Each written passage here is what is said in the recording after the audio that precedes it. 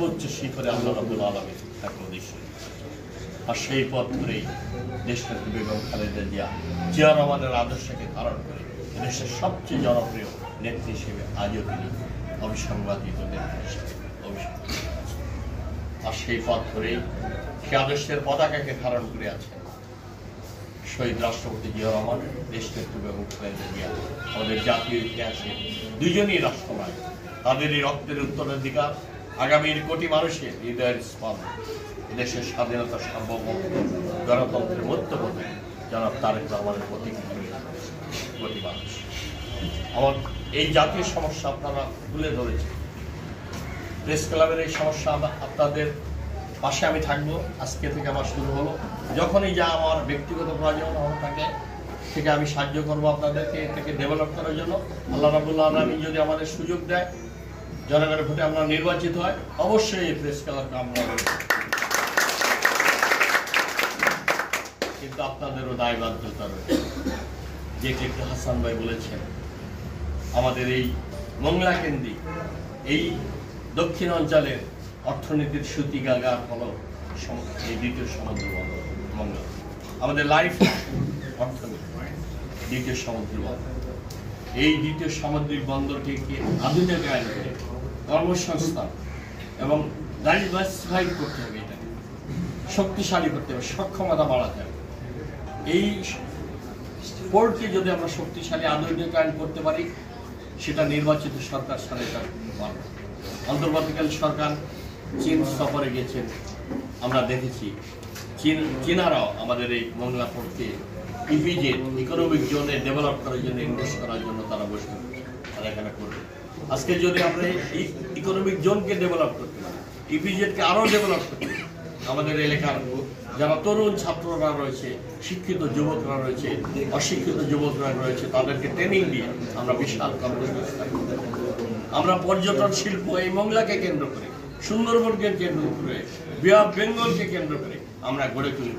ঠিক আছে, অর্থনৈতিক উন্নয়নে বিরাট ভূমিকা রাখতে হবে। এটা একটি নির্বাচিত সরকার ছাড়া এই পরিকল্পনা সম্ভব। আমার দৃঢ় বিশ্বাস, আমাদের যদি নির্বাচিত সরকার আমাদের দেশনেত্রী বেগম খালেদা জিয়া, তারেক রহমানের নেতৃত্বে সবাইকে নিয়ে, আমাদের ভারপ্রাপ্ত চেয়ারম্যান দেখেছেন, বলেছেন আমি সবাইকে নিয়ে দেশটাকে গড়ে জাতীয় সরকারকে নিয়ে সব দলের থেকে নিয়ে তিনি একটি জাতীয় সরকার গঠন, সবাইকে নিয়ে ঐক্যবদ্ধভাবে বাংলাদেশকে নির্মাণ করতে হবে, তা নাহলে এদেশকে এগিয়ে নিয়ে যেতে পারবে। আমরা ফ্যাসিবাদের থেকে মুক্ত হয়েছি, চূড়ান্তভাবে আমরা মুক্ত হইনি। যে কোনো সময় ফ্যাসিবাদ দেশি বিদেশি ষড়যন্ত্র চক্রান্ত করছে, আমাদেরকে ফ্যাসিবাদ বিরোধী যে শক্তিগুলো রাজনৈতিক রয়েছে সবাইকে জনগণের মধ্যে ফ্যাসিবাদের বিরুদ্ধে সুদৃঢ় করেছে। আমাদেরকে কিন্তু সবাই দল মত নির্বিশেষে ঐক্যবদ্ধ হয়ে গণতান্ত্রিক শক্তিগুলো দেশের সাথে ঐক্যবদ্ধ হয়ে আমাদের এই দেশটাকে বিনির্মাণ সামনের দিকে এগিয়ে। সেই ক্ষেত্রে আমাদের সাংবাদিক ভাইয়েরা আপনাদের সবচেয়ে বলিষ্ঠ ভূমিকা রয়েছে। সত্য সাংবাদিকতা করতে গিয়ে আপনাদের যে কোনো পরিস্থিতি মোকাবিলা করার জন্য আপনাদের পাশে আমি সামিল। আপনারা ন্যায় সত্যের পক্ষে থাকবেন, অন্যায় যারা করবে তাদের বিরুদ্ধে এই সমাজকে বাঁচানোর জন্য, এই প্রজন্মকে বাঁচানোর জন্য আপনারা কখনো বিক্রি হবেন না। আমার কাছে আপনারা সত্য সাহসিকতার সাথে জনগণের কল্যাণে, মানুষের কল্যাণে, দেশের স্বার্থে, জাতির স্বার্থে যারা এই সন্ত্রাসী ভূমিকা রাখবে বা খারাপ কাজ করবে, দুর্নীতি করবে, তাদের মুখোশ উন্মোচন করে আপনারা এই সমাজকে, মংলাকে আলোকিত করবেন। এই প্রেস ক্লাবের কাছে সাধারণ মানুষের অনেক প্রত্যাশা, মানুষের বিবেকের প্রশ্ন জড়িত। আপনারা সবাই ঐক্যবদ্ধ হয়ে আপনারা সেই কাজগুলো করবেন, কারণ আমাদের অপর সম্ভাবনাময় দিন রয়েছে আমাদের এই মংলাকে কেন্দ্র।